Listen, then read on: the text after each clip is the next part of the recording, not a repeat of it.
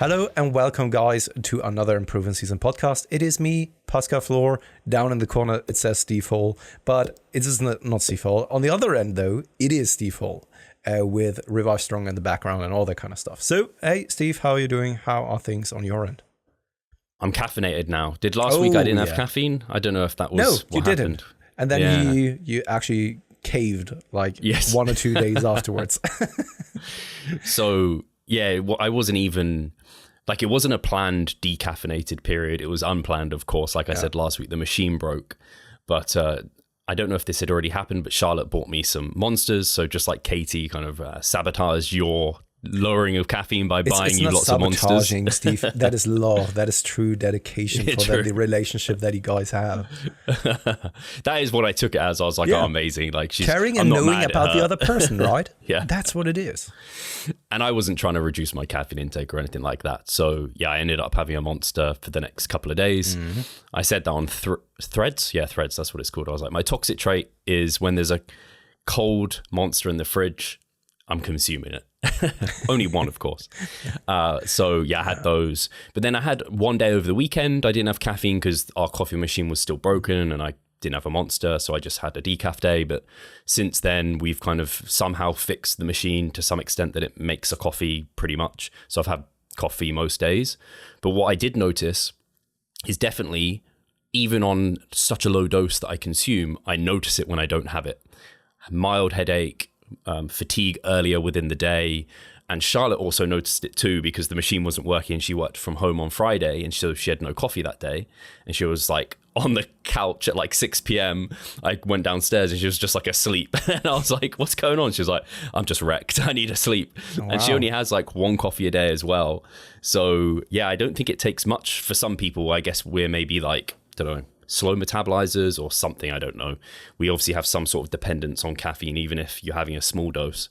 Yeah, no, absolutely. And on another note, Chris Blatchley, he recommended you getting an AeroPress, which I didn't bring up because you wanted to maybe then go down the route of actually getting like a proper machine where then you would also need kind of a proper grinder as well. I mean, if you get a grinder yourself, you can still have an AeroPress, but then I'm thinking like, why not get a proper machine? But I've been thinking about getting an AeroPress for then traveling. The thing is though, I always was hesitant because I always think that why not take advantage of trying to reduce the caffeine intake when you're traveling and all that kind of stuff, you know? I have an AeroPress. So I got one in like 2016 or something. And I was using it. But you know what? I like the crema that the machine produces on the top. I don't even think it's true crema. It's just like a, I don't know, whatever it is. It seems like it is. The bubbles, whereas a AeroPress does not do that. Like it can get a minimal amount, but it doesn't get like a nice crema on the top. But isn't it dependent then on, first and foremost, the AeroPress itself, and then also the coffee beans that you're using, and the grind and all that kind of stuff? Probably. You know more about it than me. Yeah. At least when I've done it, it hasn't. And I also... if I didn't have beans in, it became like a bit of a like, I don't know, I think I'm lazy and it became a faff to use it. But I do think it's a great like substitution for like a good, cheap, like much more savvy alternative. And I see people using it when they travel as well, especially people who love their coffee. And yeah, I mean, when you travel, the issue with reducing caffeine is often you want more of it because you're like extra fatigued because sleep isn't quite as good and all of this. Yeah, and also what I've noticed and talked about in the past, I love my coffee beans, the ones that I'm always purchasing. And I've tried over years of figuring out what roastery I want to use, what type of coffee beans. And I've, for myself, found the ones that I really do like. And now deviating from it is a hard thing to be doing. And also just knowing that even if you're going to a coffee place in other towns and stuff like this, often they are not making any kind of good coffee. Even if it's like a proper coffee shop. They simply don't know it because they are students, you know, they just, I'm not saying that every shop has just students in there, but most of the time it's not baristas that went through an educational route or anything like this. And that's why the the coffee isn't often good, even though that maybe the machine is great, the coffee beans are great, and all that kind of stuff. And just to be fair, though, in regards to AeroPress, I know very little about AeroPress. I know very little about something like cold brew or so, simply because I've never really dabbled into that way of making your coffee. Yeah, I did enjoy it, and I did enjoy having some like different coffee beans and stuff. But yeah, my parents used Tassimo at home, and they ended up buying us one, and I just ended up using that for years. And then I went on to get the Nespresso because it's just nice. Press your button and it does it all for you. Hey man, it's a blessing and curse at the same time. Yeah. If you know what good coffee tastes like, you can't ever go back again. And then traveling around, purchasing your coffee at different places, something that you always then end up regretting. And sometimes ignorance is really bliss. That if you don't know what it's like, you can just like drink any coffee and you're just satisfied. I think most people, they like the coffee taste. Well, this is probably me too. Like, I like the coffee taste, but really you're getting a coffee because you want the caffeine.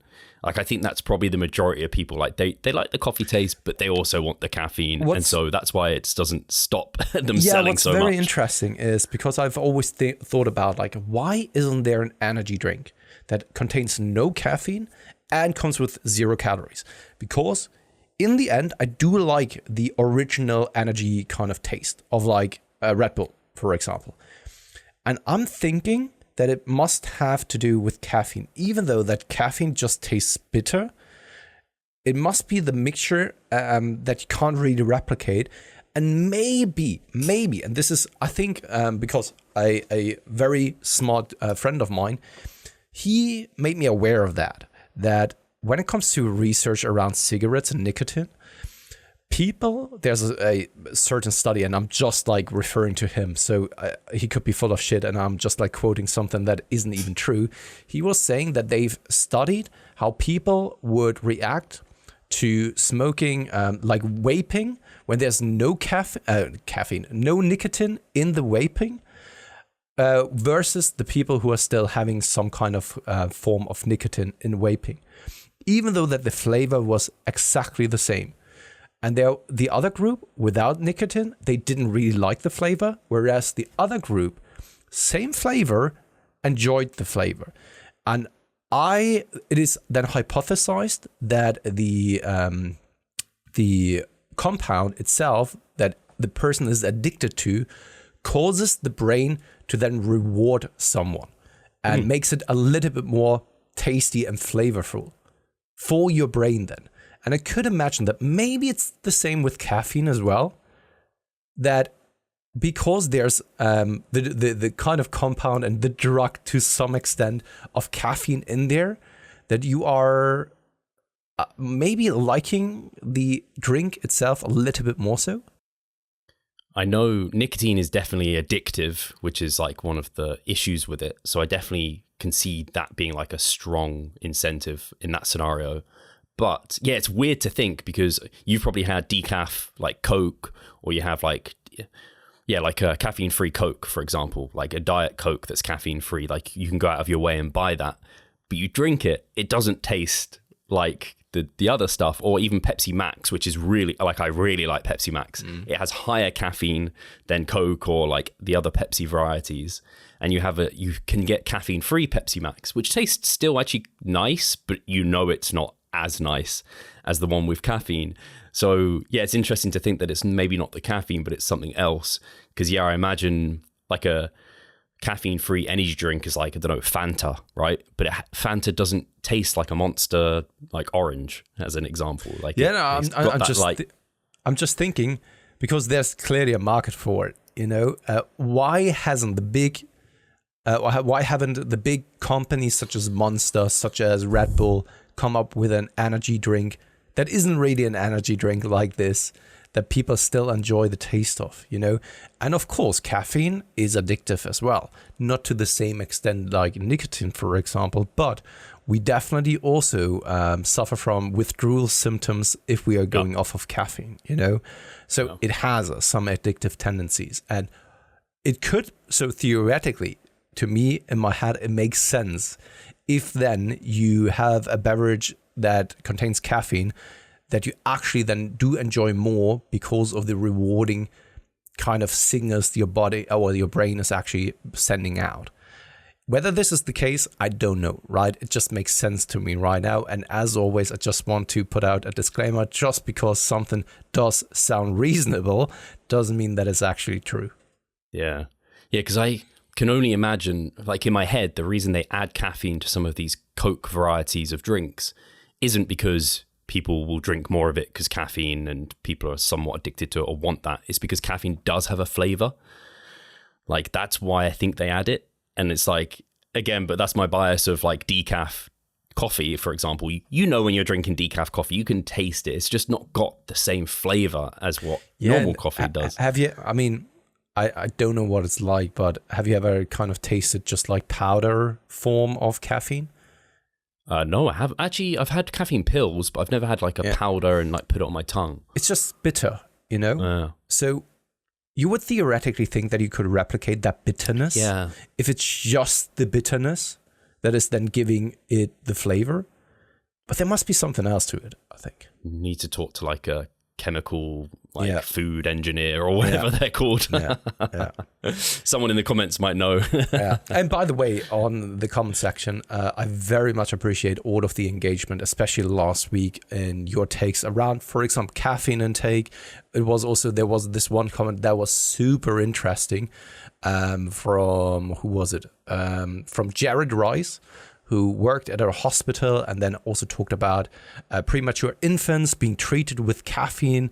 I didn't know this. And this is what I've been referring to, I think the last episode, where I said, like, I even learned so much from the guys in the comment section that then educate us on certain things and also point out if we have a wrong take on something. Sure. Because the people who are listening to us, by now at least, they explain it in a very reasonable manner and criticize us also in a reasonable manner of like, hey, I think the fact you actually got wrong, XYZ is actually the case. And that's also what I've been talking about last week, where I've just complained about people jumping onto your comment section over on IG, trying to educate you, but not in the proper manner. I'm more than willing to hear someone out that corrects me, because I always think it's a gift if someone actually points you into the right direction. Shout out to Jared Rice. He is a client of mine. Yeah, he's a great guy. So yeah, he's doing good work, working in a hospital. I always like clients who work in hospitals and like doctors and nurses. Like, I'm always like, man, you are, like, they thank me for my work. And I'm like, man, thank you for your work. Like, you're keeping people alive. You're doing much more important things than me. But I agree with you. Like, not except for Lucy Letby. Who's this? Oh, Steve, man, from the UK. Do we really want to go down that route? No, I mean, it is very, very, it is very dark. Very sad. I've even cried, to be honest. About this. Hang on. This was recently in the news, right? Yeah, she was. I think she was in front of a judge just recently or so. Yeah. So I didn't take in her name, but I know the situation you're talking about because I did hear about it. Yeah, she's called, I think, the killer nurse or so. Something like this. I'm not one to keep strongly up with the news. This is why these sort of things fly by me, but I did see this. It was awful. I can see why you cried completely. So let's not go into this. just on the note of like, they're keeping us healthy and alive. Oh, I mean, there's not everyone. I mean, there's some horrible people in this world. In regards to the comment section, no, absolutely. I'm kind of frustrated because before this, I wanted to be able to dig in. Because people we released this on Monday and then comments come in and then we're already recording Wednesday. So you have to like be on the comments to read them. And I just haven't had the time to dig into them and see them. And sometimes they flash in there and flash out. But I completely agree with you, because the person who, if you want to help educate someone and correct them, you have to realize the way you give that to them is going to impact whether or not they're going to take it on board.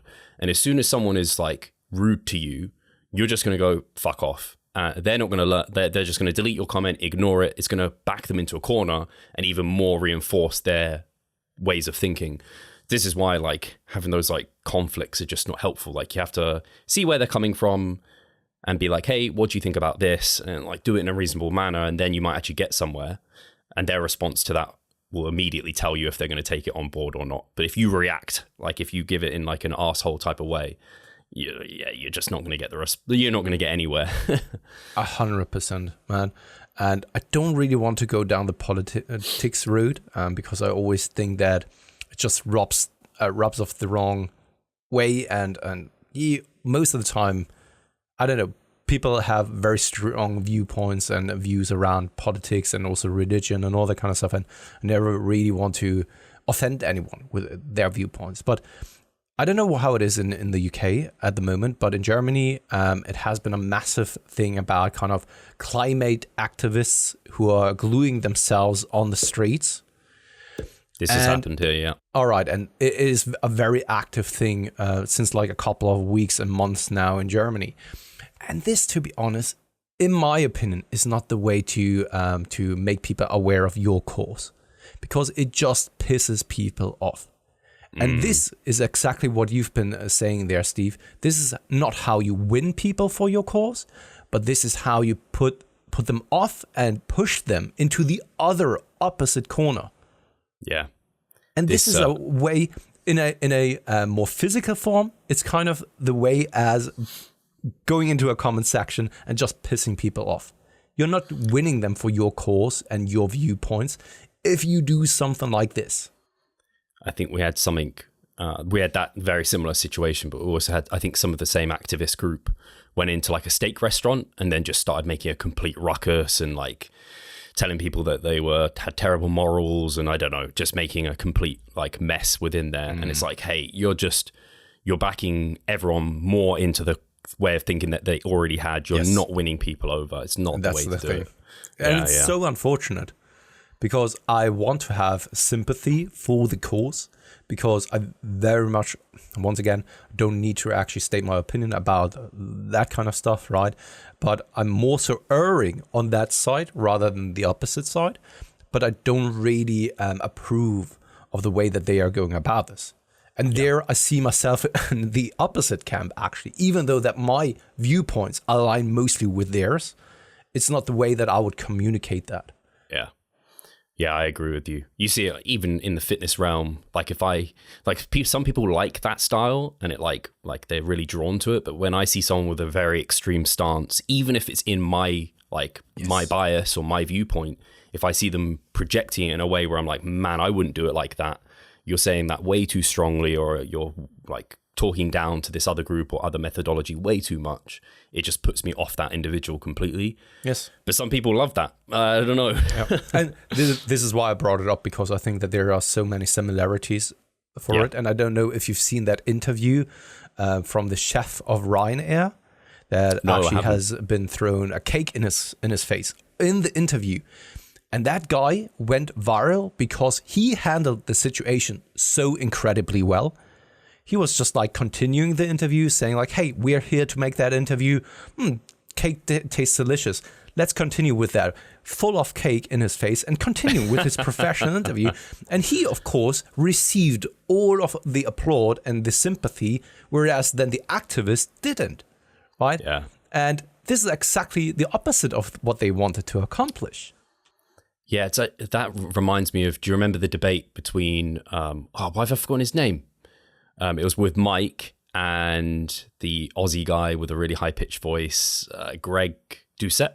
Yeah. So, and basically Mike like went into that and he wanted to I think he had this mentality to kind of destroying Greg, whereas like Greg was on a back foot and kind of was like, he seemed, you had lots of empathy for him in that. I didn't, but I think people viewing who kind of didn't know either party or they know them a little bit each, they're like, oh man, Mike's being a bit of a bully, and like this other guy, he seems very like calm and sympathetic and all of this. It's like crazy how that's a perfect situation where Mike is on probably the right, but because this other person is seeming very like warm and empathetic and kind of kind and considerate in some ways, like you warm to that other person. So it's you can't be understated how important these sort of things are. Yeah.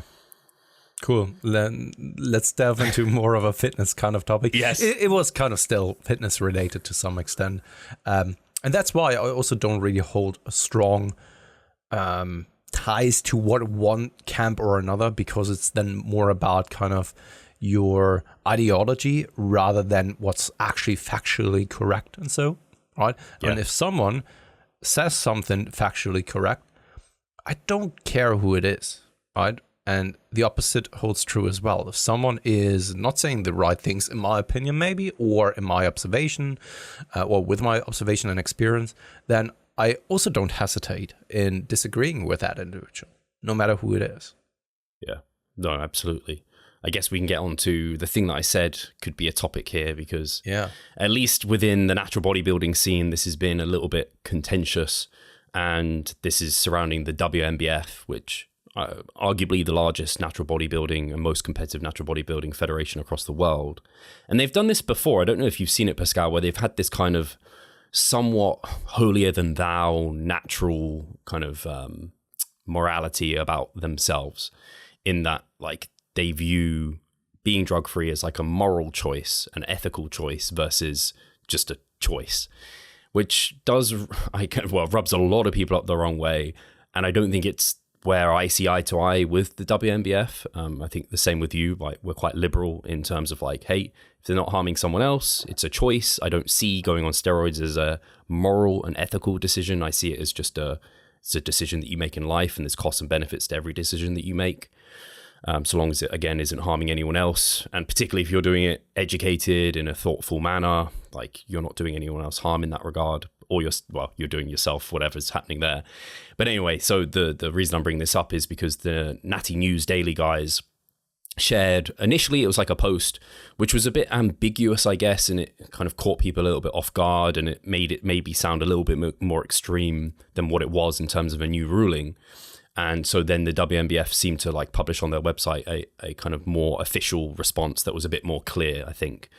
And essentially it was saying, we support like natural trainees and competitors. We don't support the enhanced side of the sport.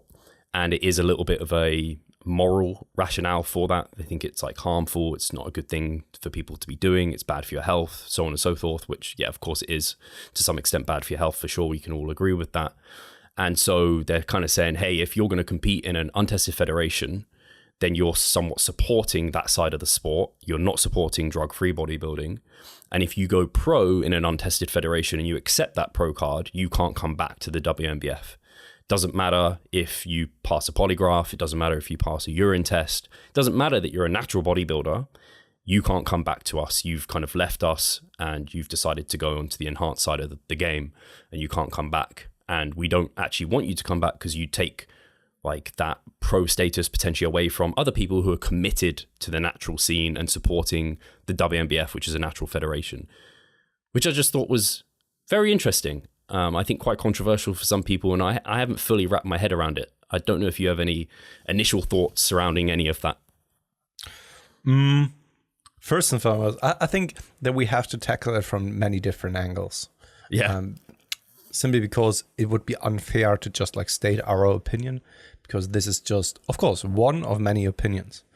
In the end, it is their federation. If they think and want to do these kind of limitations and rules, and they think that this is the best representation for natural bodybuilding in their opinion, then I think that's totally fair, because after all, it's their federation. And if they think that this is natural bodybuilding and this is how it should be and looks like, then props to them, I think, to make a clear statement, even though that it may rob people of the wrong way. So these are my initial thoughts. And of course, we can actually delve deeper into things, but maybe you have something to say about my first comment around this.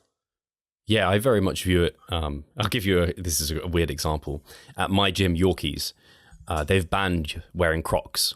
Like, I was in there training. I've worn Crocs before, and I've never had anything said to me. Yeah. And I hadn't worn them for a while. I came in because I was like, man, I'm doing leg day today. I'm just going to wear my Crocs and I'll change into my other ones. But I was using them to do lying leg curls, because why would I wear my squat shoes for lying leg curls?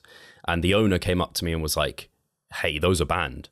And I was like, you're joking, right? Like, I thought she was just pulling my leg because it's Crocs and it's funny, because like, why would you wear Crocs in the gym? Because people like to have that banter.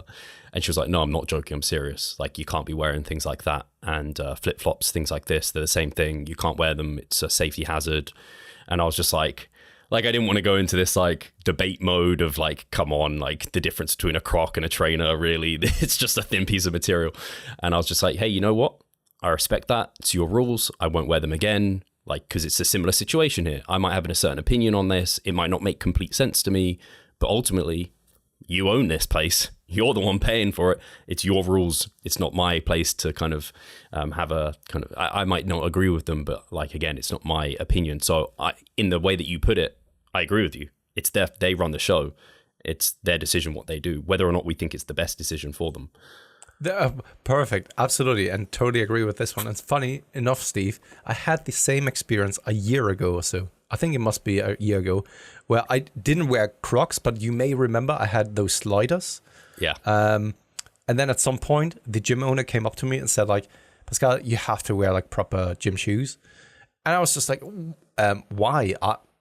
Doesn't really make sense. These are my gym shoes. And he said, like, that doesn't work here. And I said, it's exactly such as yourself, Steve. I was thinking for a slight moment, should I go into a discussion and a debate about this? But in the end, it is their rules. If they don't want to have people walking around with Crocs, sliders, with clown shoes, doesn't really matter. It's their rules after all. And if they don't want it, then you have to oblige or seek out a different gym. And it's kind of the same principle that applies to every other thing as well. If you don't like the rules of the place where you are doing whatever, then you have to actually then go out and find a different place. And that also applies to society, right? These are the rules that have been laid out by, who was it again? Hobbes? Was it Hobbes or Rousseau or so? To be part of a society, you have to oblige by those rules. If you don't like those rules, then you have to actually find a different community maybe, or a different kind of society for you that more so aligns with your values, with your morals and your ethics. It's kind of the same thing there as well. The WNBF is not the only natural bodybuilding federation. Of course, it's a big one, and maybe it aligns mostly with your values and your ethics as well. However, you can't judge them for making a decision like this if they think that this is the best representation of what natural bodybuilding is for them. It is their game field after all. Now, it's like you said, whether you think this is the right thing or not is up for debate, right? And we can now delve deeper into that of whether we think it's the right thing or not, and bringing or adding a little bit of nuance to it, how we view things. But it is, once again, their decision after all. And we have to respect that no matter if we like it or not. Yeah. Yeah, I think that's so well said, because it's the same for, like, some federations have 7-year drug-free policy. Some of them have 10 years. Some of them maybe have lifetime. And then every drug-free federation has different rules and what they declare as like what is drug-free or whatever.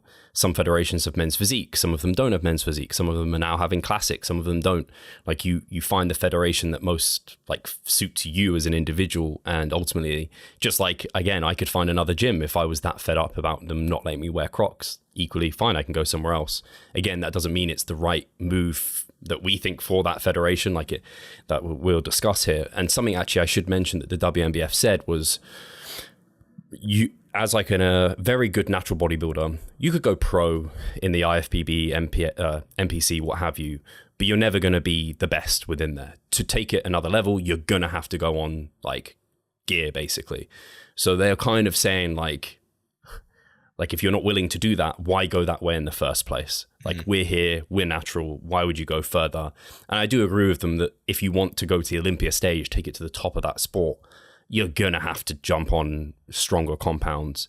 And obviously you're no longer natural. So they're kind of like, hey, why even compete there if you're never going to actually move in the pro ranks? Why not move in our pro ranks? Yeah, and there we are going into a different kind of territory where I have to disagree with their stance and their viewpoints, or their arguments rather. Maybe it wasn't really that well thought through of the way that they put things. Let's take a short break and then we will continue with the discussion. Do you not see the progress you would like? Are you sick of writing your own programs? Or perhaps you need some accountability in order to stick with a plan? Then it's time to start working with us. We at Revive Stronger offer a truly personalized coaching service. You'll get more than just an email with some macros or random cookie cutter program. With Revive Stronger, you will be the center of our attention. You will receive your own fully individualized training protocol alongside a customized nutritional strategy. We create the coaching around your needs, wants, personal preferences, and your own unique lifestyle. Every single week, we delve into your program in order to make appropriate adjustments so that we get the most out of your time and the best possible outcome. We help both female and male athletes to seriously change their body composition by adding more muscle mass and decreasing fat tissue. No matter if you're a competitive bodybuilder or just want to look better, if you need help with your progress and taking your physique to the next level, our coaching is for you. It's time to make a change. Sign up today and let's revive stronger. So, when they are stating something like this, they are implying that their morals and ethical views are, and also personal preferences basically, are the same as every other person who is then competing at the WNBF. And I think that people have different reasons as to why they are competing. And that also then implies why they are competing at different shows. Some people want to actually just see the challenge, which I think they even talked about as well. If you just want to challenge yourself, that at some point you still have to go on gear or so. But sometimes that's not it, right? Sometimes also you don't want to travel as far and it's a show that is nearby to you, so, right? Or sometimes you're just curious about it, right? And I think there's nothing wrong in that. And you can't really put your morals and ethical views on those competitors as well, or your personal preferences. And then by that, judging the person who then competes of like, why would you ever compete in that different organization? Right? You're a stupid, moral, and ethical, questionable fuck. Right? Of course, that's not what they said, but it's kind of implying it to some extent. Why would you ever do some stupid shit like this? And also there, from a different perspective, I think that then the WNBF, and I don't really think that this is what they really maybe want to say, or maybe it was, right? But it is then putting the conversation on a level that I think is not fruitful anymore, because they are immediately implying some negative things and putting some morals and ethics on the people themselves and questioning their rationale as to why they are then competing in other federations.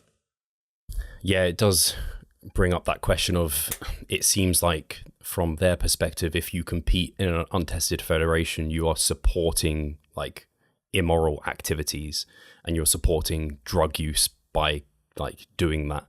And that's actually a really funny thing, because that's similar to some vegans who have this perspective, because Charlotte's a vegan, so this is why I'm aware of this.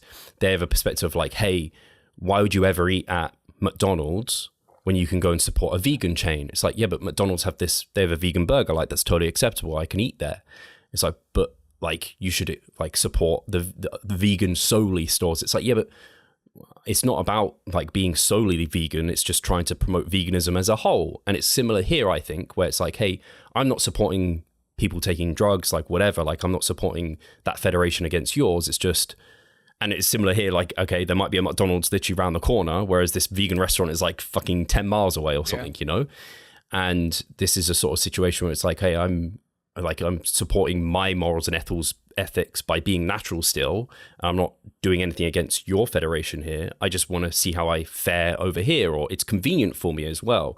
And yeah, I wouldn't want that. I don't personally see that as a like negative thing against natural bodybuilding. And also, just like a vegan choosing to have like McPlant at a McDonald's, that might rub off onto other people around them, and they might order that. Or similarly, like some of the like people might see these naturals competing at these federations and be like, oh, that guy's natural. There's a difference, because I've only ever seen this federation, and now, oh, my eyes are on natural bodybuilding. Oh, there's a WNBF here where I can compete against only naturals. Oh, cool. Maybe I'll do that. It helps spread awareness a little bit. I could see. Yeah, and to me personally, it feels a little bit like authoritarian, authoritarian. Yeah.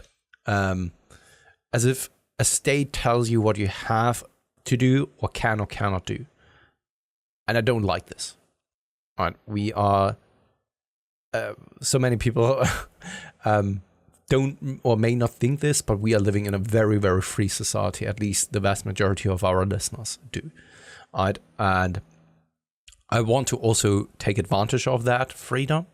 And I don't really want to have someone impose their morals and ethics on me. And especially when it comes to bodybuilding. I think bodybuilding is once again the epitome of privilege. Right? Being able to say that you don't want to eat something, show off your muscles, which you've built in your free time. Right? This is once again the epitome of privilege, and that is not meant in a condescending manner or so, right? I think that we should just be absolutely aware of our privilege, the privilege that we have, that we grew up and were born in a country like, for example, for me, Germany. This is, you're so lucky, right? Because chances would have been that you've been born in a different time, in a different country, in a piss poor family, for example, and would have lived perhaps an extremely miserable life. And I'm not saying that my life is much better than others, or because someone else is living in a different country, in a different time, that their life was miserable. But I mean, just the amount of freedom that we have, the amount of opportunities that we have is immense, and it has never really been seen before in our lifetime, so human lifetime.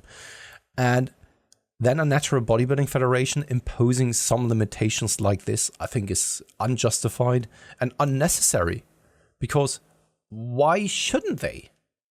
And even if they want to go down that route of going down enhanced in the future, then let them, right? I mean, you can still set out the rules that if they go down enhanced, they can't ever come back. I think that is totally a fair assessment of the situation, because more and more evidence also points towards that there's a lifelong beneficial effect from having taken anabolic steroids.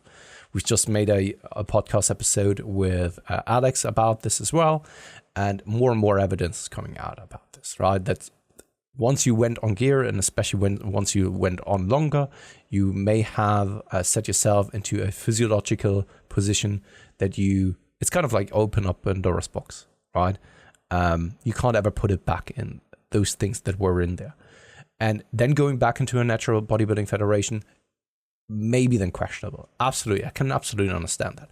But implying and making assumptions is, I think, not the right way to go about it. And this is what it is that I really dislike about those statements. Yeah, I guess it's one of those where it's like, hey, we accept that they have the power to make these rules, but we don't think it's the best way to determine those rules. And it probably isn't the best for that federation to grow at its best, I don't think, longer term, in terms of getting eyes on and everything like that. And it's very interesting because actually you bring up a good point, because say the WNBF, I believe, have a 10-year drug-free policy. So someone who's never competed, or actually no, they could have competed in untested federations, taken gear, not gone pro though, waited 10 years, and then they can come back and compete. And it's like, but they're actually like, they're natural by the federation's rules, but they probably have a more, they've probably stepped that boundary of morals, ethics. They've got more of the benefits of having been on gear than the person who is like an elite natural who's gone pro in the untested federation, but is actually natural, who wants to come back but can't.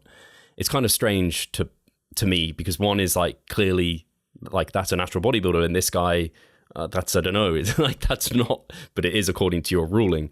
It's again, it just is it's a funny position to think about. I was going to bring up something else, and now that thought has completely gone out of my head. That's all right. Discuss about this. No, but once again, to just reiterate what it is that you said there, I think a 10-year ban is already a long timeline, right? Where the chances that someone comes back after 10 years is already quite minimalized, because most people who compete at the WNBF don't really start out taking lots of gear to then reap the rewards of then anabolic steroid use, then get the ban for 10 years, and then come back and getting the pro card. Most of the time, that's statistically speaking, I would go as far as saying that this rarely ever happens. Yeah, it's not likely to happen. Right? Because that would imply that that person needs to go on anabolic steroids in their teenage years or very early adult years, be on it, like blast their fucking asses off for a short amount of time, like 4 or 5 years, blasting as heavy as they can. Then maybe they are then 25, for example. Then they get the 10-year ban, still stay there, natural, the entire time after having blasted their asses off, and then come back at the age of 35, 36, and then get the pro card. I don't know. I think it's a little bit far-fetched that someone actually then would go to do this. But of course, theoretically speaking, it could happen. And because theoretically speaking, something could happen, there need to be some kind of rules, sensitive rules in place. And I think then a lifelong ban may even be a feasible thing, just from a rational perspective. Once again, whether you personally think that is the way to go about it doesn't really matter. Just rationally speaking, quite objectively, I think it's then a feasible approach. Yeah, it's like you said, it's incredibly unlikely it happens. It's just the theory in my head, working it through. I was like, hey, that doesn't really line up with what I consider natural bodybuilding. But again, it's weird to have an opinion on what is considered natural bodybuilding, but you kind of can have an opinion on what deems, because some people are like, hey, if you take creatine, you're not natural, right? The point I just want to bring up before I forget it is Cliff Wilson recently talked about how some natural federations have put like parameters on their pros. So if like you turn pro with our federation, you can't compete in other like leagues. And he was like, that doesn't really make sense because they have no incentive to stay with you. Like he thinks that there should be like contracts in place for incentives. And I think Eric Helms put it this way, where he was like, hey, like you can either use a carrot or stick. The way Cliff's pointing out, where you can give people like small incentives to stay natural and stay in their like federation, is you can provide them a carrot of like a small incentive. But at the moment, the WNBF are kind of using a stick where it's like, hey, if you go pro in this federation, you can't come back here. It's kind of like don't go that route then. Like, and I guess at the end of the day, you could say, hey, if the show's convenient to you, you want to try battling it out against like that level of competitor where they might be on anabolics, and you want to see if you can prove a natural can kind of be competitive there. You could always not accept the pro card, I guess. That'd be the option, right? You just go, cool, I can have the ability to have the pro card, but I don't want to not be able to go back to the WNBF, so I don't accept it, assuming you can do that, and I'm going to come back, which is like a pretty fair option, I guess. Yeah, on the note of incentives, I don't know if that would actually work out.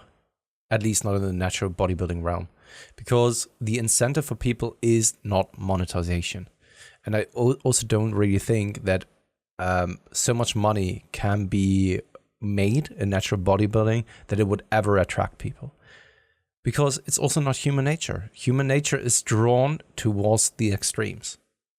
And looking at IFBB pros, Mr. Olympia, watching those kind of things, it is freaking entertaining. Even though that I haven't really followed up on the last couple of years because I didn't really find it that entertaining over the past couple of years. But if someone like Kai Green comes around, for example, a character like this, and then competes against Phil Heath, right, where it's kind of like a battle, very entertaining in my opinion, right? Or a Chris Bumstead when he is still competing, but especially in the early stages of his career, it was something new, it was exciting. And then, of course, for them, there is a big financial aspect for it, because it's not just about the winning the shows that gives them the monetary premium, but more so the contracts, the sponsorships that follow. And of course, Arnold has lived the dream for, I think that many people are still drawn towards maybe seeing a bigger career opportunity afterwards. And often also, it acts like kind of an incentive to dig down into other revenues. If you just take a look at Ronnie Coleman, Jay Cutler, who've built other brands around their name and then became businessmen. And I don't really think that you could ever do this with natural bodybuilding. And because there's also not the funding the sponsors don't want to be there because they probably can't really make as much money with you as they could with those big RSPB pros. Yeah, I think that fundamentally comes down to, like, when you boil it down to what is the reason there, it isn't like the federation, it isn't these aspects, it's the physique. Yeah. Like, if you've got a crazy physique, which isn't probably attainable, you're not going to attain like basically you have to have a physique that looks unnatural to then be able to have a supplement company or have these other, to be sponsored by a supplement company, because it's all about eyes on you and essentially being an influencer at that point and having that marketability. And it doesn't actually matter where you compete at that point. It's just You're a freak. And also, to be honest, like natural bodybuilding, and I would go as far in saying this, and I don't know whether this is the case for every natural bodybuilder, but I think it's the case for the vast majority of natural bodybuilders. They are doing it because they either love the sport, they love the challenge, or they just love to see how far they can push it. And it isn't because they want to win that one show because of any kind of monetary incentive or sponsorship deals afterwards or so. And even the pros, right? They are maybe then fighting for a pro card and maybe even winning a pro show, but no one is really doing it for monetary reasons. And then making and turning it around and making it a little bit more incentivized for a different kind of audience, I think doesn't really change a lot. Because those people who are already at the top of natural bodybuilding right now, they would still compete independent of the monetary aspect and stuff like this. So I don't really think that the natural bodybuilding scene would attract so much more people, make it so much more attractive to other people out there. I think that it would still stay the same. And I think it's then important to acknowledge that it will probably always stay a little bit more of a niche field, and rather than any kind of big thing for a broad audience. Yeah. And I think that's fine, even though, of course, like as a company and maybe as a federation, you have bigger and broader ambitions. But sometimes the market is not there for bigger growth, for example. Yeah. Yeah, you see it in all sports, don't you? Even male versus female, the same sport, football, whatever it is, tennis. Yep. Like, they just don't earn as much because they don't demand as many eyes on them. They're not as marketable because women aren't able, in the extreme cases, to be as athletic in these areas as males can be, if that makes sense. So you didn't say that. I have to word that in the best way possible. Yeah, no. I know exactly what it is that you're referring to. And I mean, it is just that. And maybe it is also coming from the perspective that there's not enough funding. Maybe something like female soccer or female football, sorry for that, is a perfect example, you know. But when I watch this, and this is meant in a respectful manner, this is not meant in a condescending way or anything alike. If I were to watch female football, I'm getting bored as hell because the tempo isn't simply there. The technique, the way that they are moving the ball, They all can probably play better football than I do, right? I totally acknowledge that. But in comparison to professional male football, it is miles apart, in my opinion. And if you are used to that standard, I don't find it entertaining. And this applies to other parts as well. And I'm absolutely certain that there are other fields out there where it's the other way around. Maybe, I don't know. Models. For example, yeah, totally. Models. No, absolutely. But yeah, you're right. I mean, I did watch, because England did pretty well in the World Cup. So I found it entertaining to kind of watch them. But I agree with you. It's not as entertaining. And also, most people watching sport are men. So there's other fields where it's mostly women who are spending money on whatever it is, like clothing, for example. Like, men just never are going to have the same breadth of clothing availability because most of us don't demand that kind of breadth of difference. And also, like, male models, I don't know, I just imagine they're not paid as well. Anyway, this is a complete tangent and like different debate and area to get into, but it applies to some extent. It stems from our discussion around incentivizing certain fields and certain markets and what kind of demand there is. And I think that in natural bodybuilding world, there's simply not the demand for it, that you can monetize it to that extent so that you then can go out and offer monetizing incentives for then athletes and make it more attractive due to that. I simply don't think that this is feasible. I can't see this ever being the case, to be honest. And that's why I think someone has to come to terms with that natural bodybuilding would probably always stay that niche thing. And that may be also all right. Not everything has to be big and, I don't know, go to Olympia or something like this. Like the discussion since years already whether powerlifting should become an Olympic discipline as well. Like, for example, does it have to? Especially when we have basically Olympic weightlifting already, which is to some extent similar. Of course, different movements and stuff, right? But Yeah, my kind of wrapping this thought up for at least how best to help natural bodybuilding, I do view it as like an awareness thing, because I think a lot of people aren't aware that there's a difference. Like if I tell, like it's still now, like if I tell someone I'm a bodybuilder, they kind of look at me like, yes, what? They're like, so are you eating a lot? And I'm like, no, gosh. You see the disappointment in their looks of like, you are a bodybuilder? Yeah. I always thought they are massive, Yeah.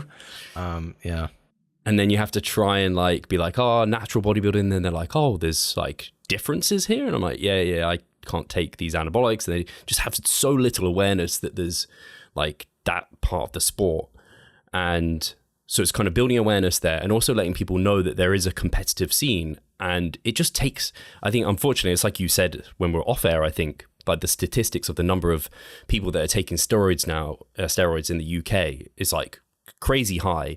And I think it's because people have that short-term mindset. They want our physiques, Pascal, within months. They don't want to wait a decade to look like we look, which is reasonable, like pretty decent as a natural, right?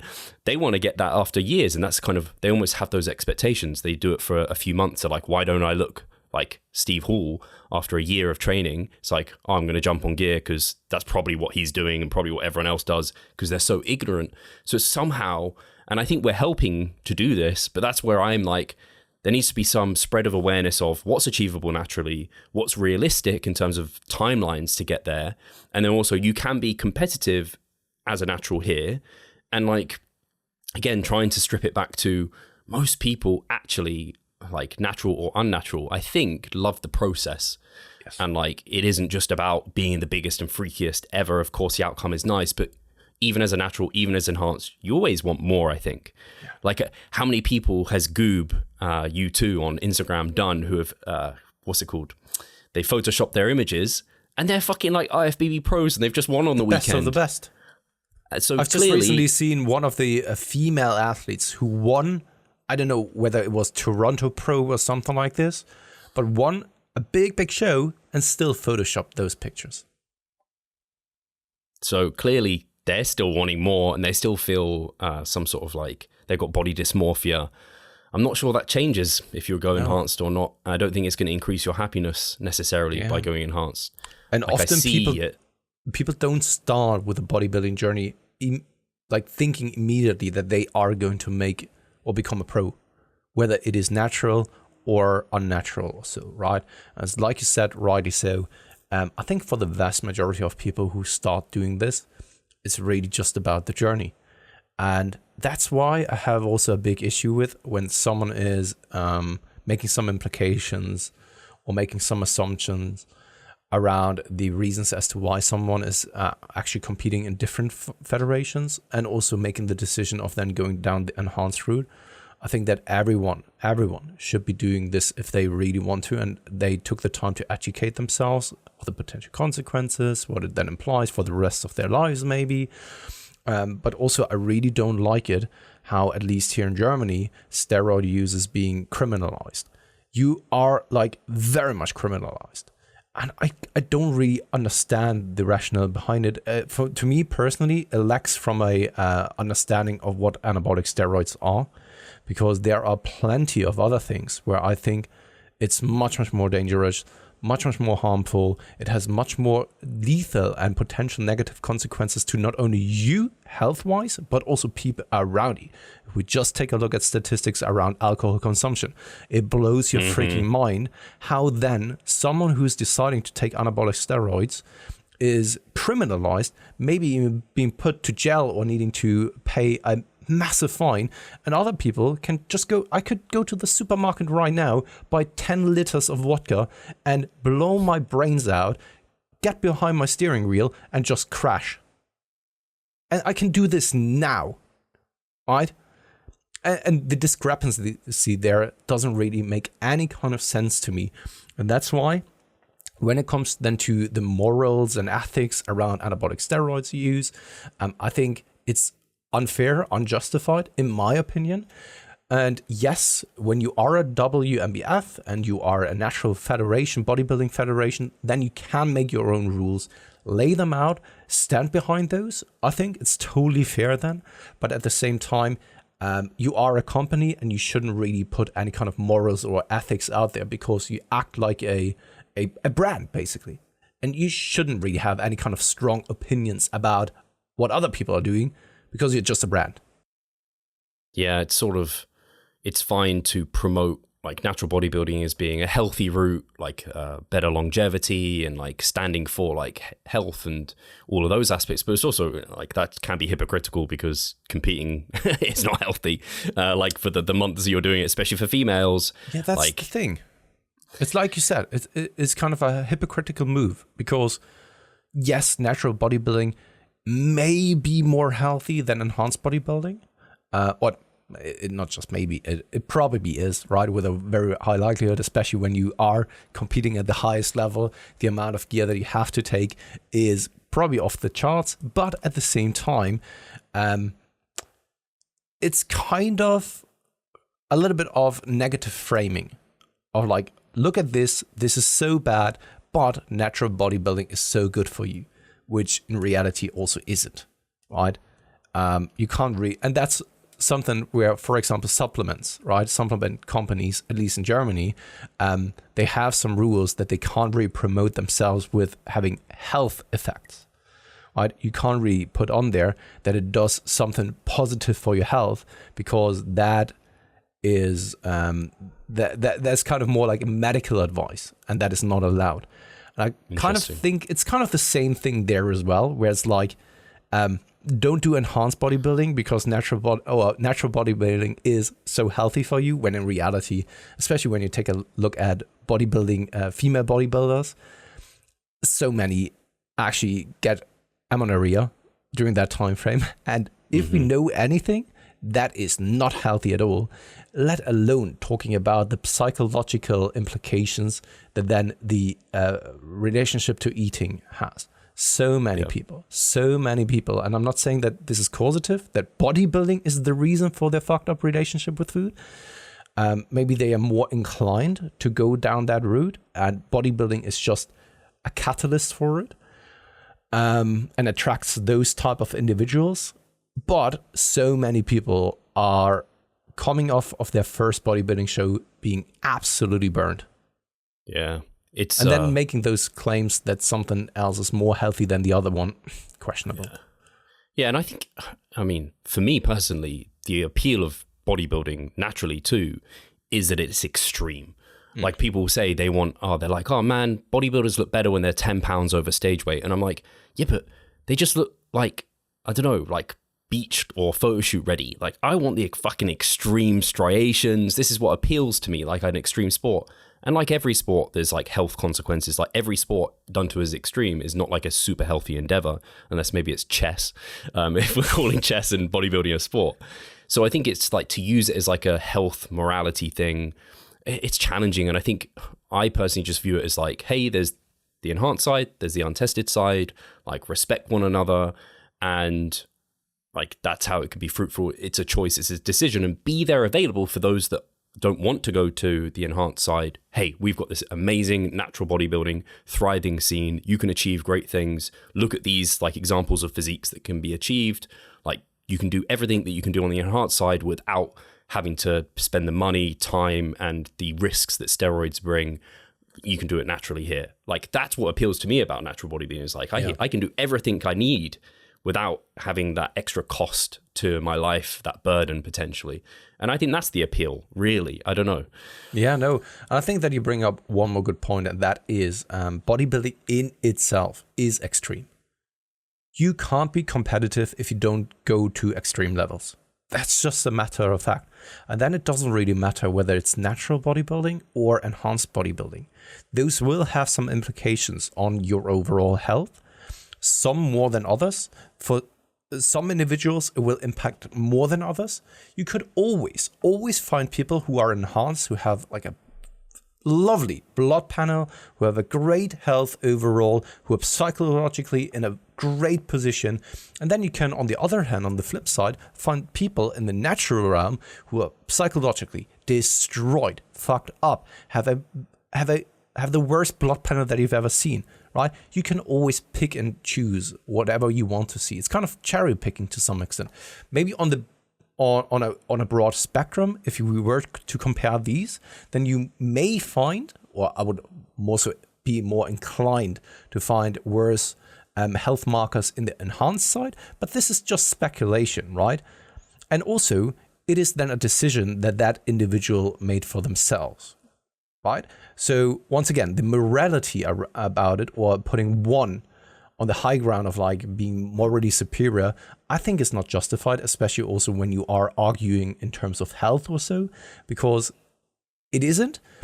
And then in the end, if we then need to decipher like, okay, if both are from a health perspective not the greatest, then the person needs to make that decision themselves, right? It's kind of like with everything else in life, in my opinion. If you're going on taking some drugs, for example, of course, there are drugs that are probably worse than others. But if you want to take some drugs, then go ahead and do this, and hopefully in a responsible manner. Yeah. I don't know if I have anything else to add to that. I had a thought come through my head. It flashed in and then flashed right out of my ears. Yeah, I just think it's an interesting time. It's an interesting kind of thing that they've decided to do. And that's the thought I had is, I think what a natural bodybuilder doing, competing in an untested federation, is not the ultimate argument kind of that they seem to be making was just like they're promoting like steroid use almost. That's what it felt like. That's very different compared to like you look at someone like Dr. Mike on gear and everything, but he doesn't promote it. He actively says like, don't do this. It's not good for your health. Like, I respect that. But you'll see people on Instagram and they will literally be like they'll be making jokes about how amazing steroid use is. And they're the ones actively like supporting that direction. That's very different. It's actually a really interesting time because I don't think steroid use has been so fraught, but also so widely talked about and open, and people are, and even to the point where it's glorified. And that's, to me, what's scary about it. And that's where some awareness needs to come. But I don't think these rules are reflective of that sort of awareness. Yeah. And last thing, and then I think that we're coming up on time. It is not in our right to actually then put our morals and ethics on other people's decisions and what they deem appropriate to do in their life and all that kind of stuff. And it's also not up to us to then make any kind of judgments around this whenever someone decides to do something else. You know, I think this is always a flawed way of going about this. Also, it's not in our right to then say anything negative about the WNBF to some extent. Like, their decision, we can criticize certain aspects of it. We can voice, as we did here, our perspective and our opinion, but that doesn't mean that we should actively seek out that they are changing things about it. Like, I don't know, like in politics, where then sometimes people can actually act up and change maybe the political or the direction in politics. I think this is a company after all, right? If they think that the terms and conditions is what they want to go ahead with, totally fine. Yes, you are an athlete there. Yes, you can make your voice heard if you really want to, but don't expect to that they need to change things just because you feel that it's not the correct thing to change or so, right? Yeah, that's just my kind of last take on it. I don't know if you have anything. I respect the WNBF. I also we're not in their shoes, so that also shifts a bit of a perspective. I can definitely see how that would change how maybe I would view things. I would absolutely continue to compete with them, and I don't see myself ever being in a position where this rule is going to impact me because I'm not going to go pro in an untested federation. But I also like personally to trial different federations and stuff, to come back to this, because you also get to see how could this, maybe the untested federations just run everything better. It's more fun to be there and compete. These are ways to learn also from what are they doing right. And I think that's also a good way to think about it in terms of how can we make the natural side better by, making sure every aspect of what you're doing in terms of running the shows are as good as possible. You're marketing it as well as possible, this sort of thing. But that's, again, I'm not in their shoes. I imagine they have thought about that a lot, and I imagine it's very difficult. And that's the thing, right? You have to give them the benefits of a doubt that they have thought it all through, and that it wasn't just an overnight decision that they've made. They thought about the pros, the consequences, the cons, and whether they want to go ahead with it, what it probably then also means to their federation and all that kind of stuff. I would very much assume that they've thought about this. And you're reading this most of the time and you are acting more impulsively. I don't think that, once again, this was a decision that came lightly. And also, I don't think that this was something that they've just thought about the night before and then posted about it. You'd hope not. It could very well be. It could very well be. That's for sure. Right. And that's why, I mean, the way that I see social media and also just people and humans in general is that it will be forgotten in a couple of weeks from now. Yeah. And people will still compete at the WNBF and all that kind of stuff. Yeah, I don't think, and when you boil it down to what this ruling is, it impacts such a few number of people that it ultimately doesn't impact the majority of competitors, but it does open up a wider kind of conversation, which we've just had here, which I think was interesting. But the pendulum always swings to extreme levels, right? It's swung now to the one side where people are, shouting up and being very much in complaining about it, maybe, or make it to a bigger thing that it actually is. Maybe it doesn't even impact them. Or the likelihood is high, as you rightly pointed out so yourself.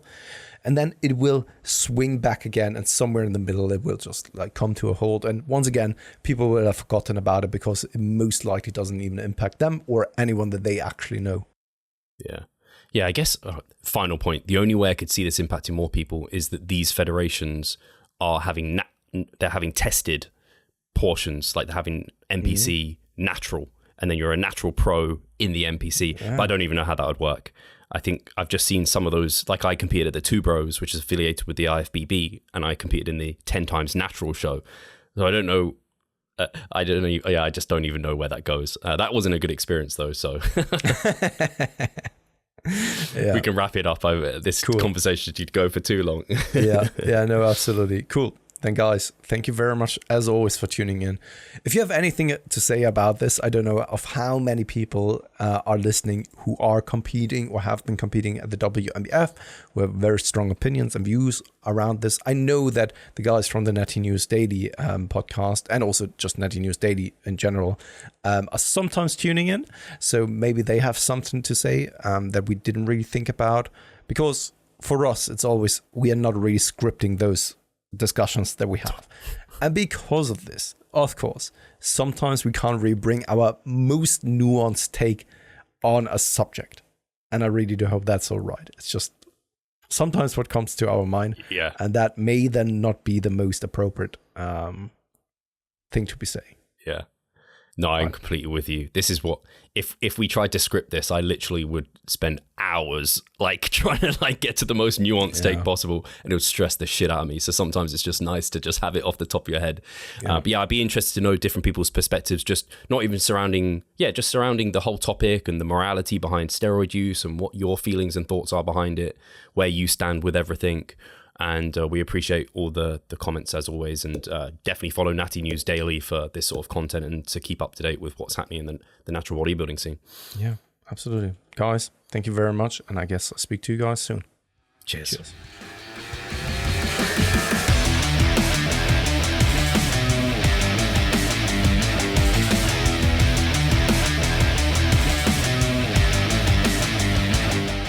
Losing weight fast while maintaining muscle mass.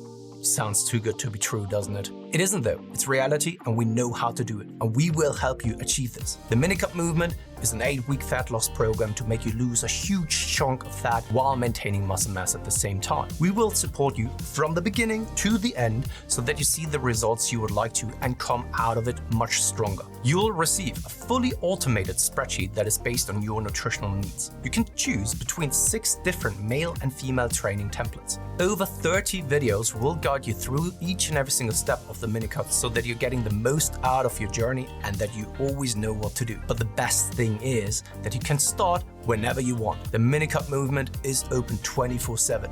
So if you want to learn more or you're ready to sign up, hit the link in the description below. So let's revive stronger together.